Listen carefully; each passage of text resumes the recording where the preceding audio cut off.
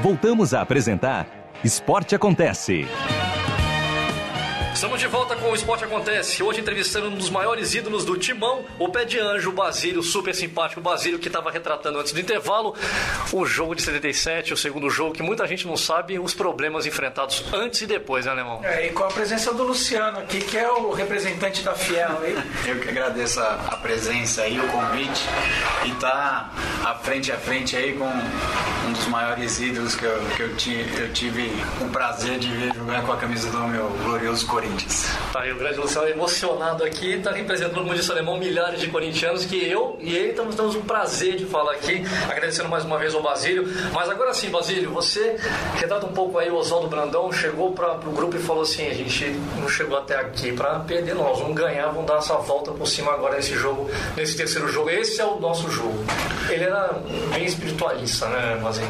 Não, ele era espírita mesmo. Ele tinha, além de ser kardecista, né, ele fazia sempre uma reunião durante a semana na sua casa, né? E ele sempre nos presenteava também com um livro de Allan Kardec. Todas as vezes que alguém acabava sobressaindo, que ele sabia que tinha basicamente esse lado espiritual, ele acabava sempre presenteando, né? Mas dentro da sua fé, da sua crença, é o que nos levou e o que nos praticamente nos coordenou e sabia que esse grupo poderia chegar, né? Ele foi o que mais acreditou, porque depois de você ter um resultado adverso onde a rebeldia dos torcedores era grande e do presidente mais ainda, né? Porque ele tinha feito um investimento muito alto e ele falou que ele ia trocar todo mundo de novo, mas mal ele sabia que aquele homem que estava ali do lado dele é o que tinha uma fé incrível para saber que esse grupo poderia chegar. E ele chegou graças ao méritos nossos, né? Claro. Independente do primeiro, segundo jogo, o que nós passamos para conquistar a vaga. E isso tudo dentro daquilo, de uma disciplina, dentro de uma família que ele acabou constituindo lá dentro do Corinthians, que era o seu Oswaldo Brandão. Então, por isso que a gente, eu particularmente, é uma das pessoas que eu mais passei a admirar, mais passei a valorizar pela fé, entendeu?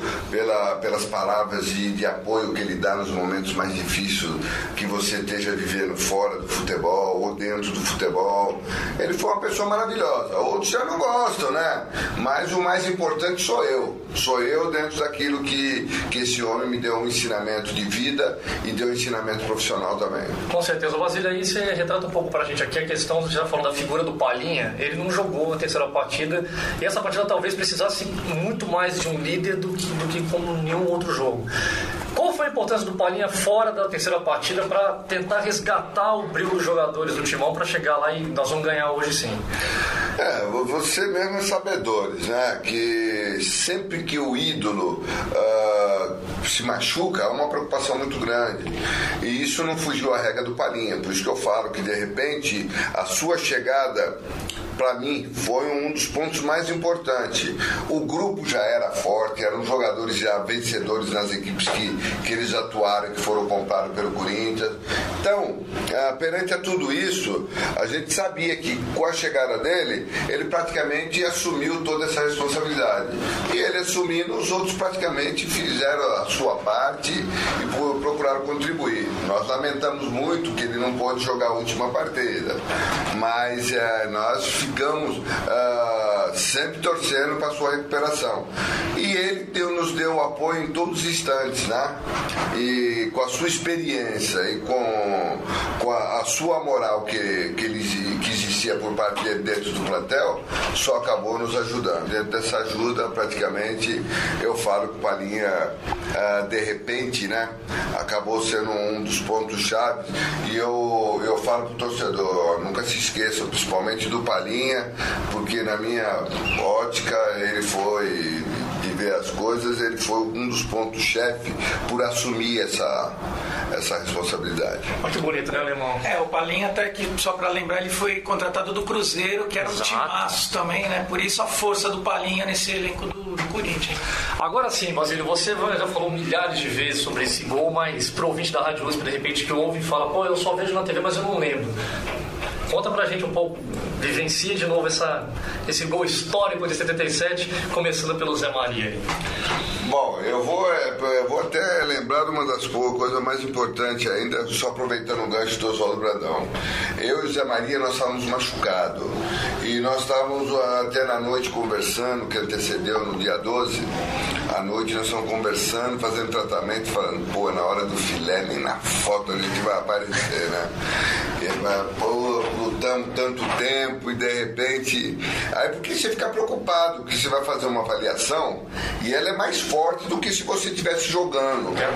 Então, de repente, nós tivemos a grande entrada pela manhã pelo Oswaldo Brandão, porque ele falou que à noite ele fez a sua oração, ele fez a sua leitura e ele recebeu um tipo de uma mensagem que a gente poderia jogar sem problema nenhum, que nós não sentiríamos nada e que você, neguinho, que era eu, iria fazer o gol.